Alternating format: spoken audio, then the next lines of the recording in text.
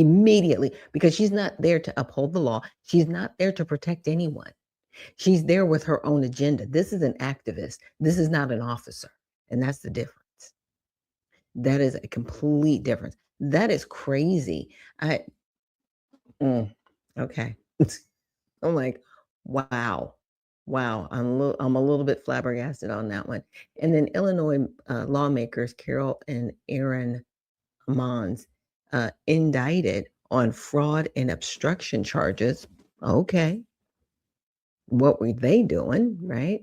And then the Trump administration launches the first major H-1B visa fraud probe. And we read over that yesterday on the show, that they are coming down on a lot of these H-1B visa individuals, because some of them don't have any degrees at all.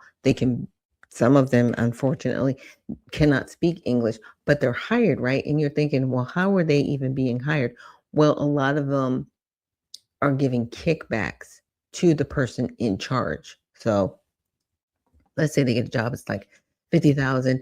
They might get a portion of that $50,000, but the rest of it has to go back to the leader of the group that's committing the fraud. And that's just allegedly, and that might be one situation. So this is going to get really dicey. I'm glad that the Trump administration is looking into fraud for H-1B visas, because everybody, yes, if you are, how should I say it? If you have the education for the job, if you're qualified, makes sense. But you shouldn't be looked at if there's a qualified American first.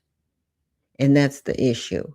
In my opinion, all H-1B visas need a moratorium immediately and shut down all the chain migration that comes with those H-1B visas. No chain migrations to those visas, the J1 visas, all of these visas need to be shut down immediately. Administratively, we do not have a border in this country. And I need people to understand that, because people keep going, well, where are all these people coming from and how are they getting here legally? Through these visas. Shut it down. Really? Chip Roy already has a bill that he presented on this, I think like 2 years ago.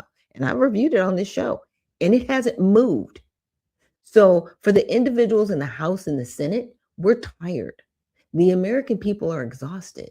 You need to do your job or leave, because you're not there to help us. You're there to help yourselves.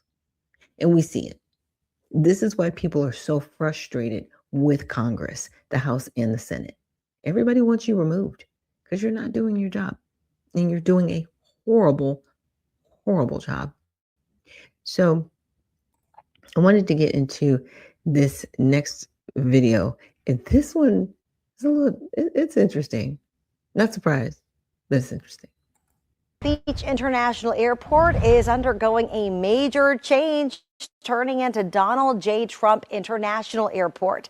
The official name change takes effect July 9th, but signs along I-95 have already been updated. The official 3-letter airport designation will change from PBI to DJT. That's expected to become official August the 18th. The airport posted a statement saying, in part, while we recognize that the required name change might be received in different ways by our passengers, we're grateful for your continued support through that transition period. So this is, and thank you for the compliment in the chat. This is interesting. I shouldn't laugh. Okay, I'm gonna be serious for a second, because there's so many people that get triggered by this person. Like, what is this gonna look like at the airport? Are people gonna quit working at the airport now that it's named after him? Are airlines gonna start diverting their flights from this airport? But you know what I mean? Like, it goes deep with some people. It goes deep. I'm just saying, they get on one. They're triggered. It becomes like a whole thing. So I'm just waiting to see the fallout. That's all I'm saying. I'm waiting to see the fallout and how interesting this is all going to be at the end of the day. Now, this next video, some people might find it controversial, But I found it very fascinating, very interesting. Again, something we need to pray about, because when it was laid out the way it was, I was like, okay, food for thought.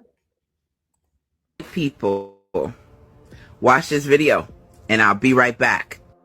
He published a book called Race, Tendencies, and Traits of the American Negro, in which he lays out all the numbers, and then he concludes that if we simply avoided allowing black people to have any access to health care, that within 2 or 3 generations, the whole race would die out, and that would solve the race problem in America. When Teddy Roosevelt, 1912, proposed a national health care system, people said no because black people will get it. When Franklin Roosevelt proposed a national health care system, it was the same thing. We don't want black people to get it. When Truman tried it in 47, same thing. Don't want black people to get it. We have to figure out a way to keep black people from using Medicare. And the way that they came up with was to have a 20% hole, a gap in Medicare, so that you had to pay 20% of your doctor's bill and your hospital bill, and that would discourage poor black people from showing up at the hospitals. Nearly 100% of the reason why the United States is the only country in the world that doesn't define healthcare as a right is because of racism. He published a book called Race, Tendencies, and Traits of the American Negro. How many times do I have to say this? Racism is a detriment to you white folks, poor white folks especially.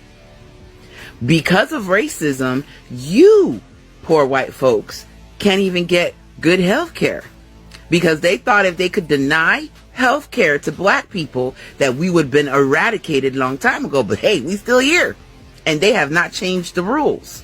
How crazy is that? Even with Social Security, you have to pay 20% because of racism.